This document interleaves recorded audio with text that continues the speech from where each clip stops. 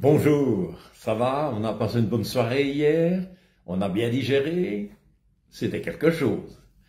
Moi, je ne suis pas un grand amateur de foot, mais je regarde tous les matchs de la Coupe d'Europe et de la Coupe du Monde parce que j'aime bien quand c'est un pays contre un pays. On a l'impression que les joueurs défendent certaines valeurs un peu différentes pour une fois que simplement l'argent, hein.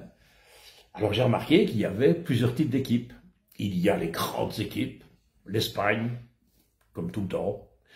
L'Allemagne, qui, après une traversée du désert, apparemment aurait retrouvé une oasis, et ça fait quelque chose. Puis on a des grandes équipes qui, finalement, ont fait une entrée un peu difficile, qui se sont battues, mais qui ont quand même gagné. Donc on a l'Angleterre, on a les Pays-Bas, la France, ils ont quand même gagné. Et ensuite, on a les soi-disant petites équipes selon les commentateurs sportifs surtout, et les grands experts, hein. En attendant, c'est quand même des gars qui se sont qualifiés.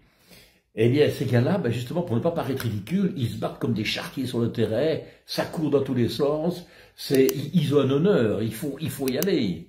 Et puis alors, on a les marcheurs.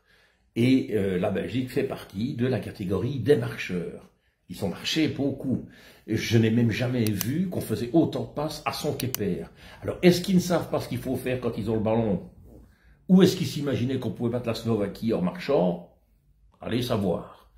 Puis alors on entend évidemment les interviews d'après-match, et il dit ben, il nous reste à battre la Roumanie et à battre l'Ukraine.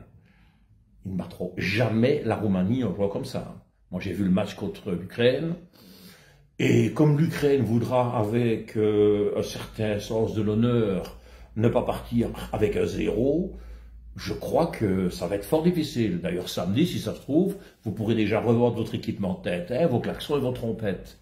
Alors ça me fait quand même mal pour certains joueurs comme Lukaku, De Bruyne qui méritent plus dans leur palmarès. Mais voilà, on avait une génération dorée, là maintenant on a une en plaqué or, on attend celle en alu, mais peut-être que la surprise viendra un jour d'une génération en bois. Allez savoir.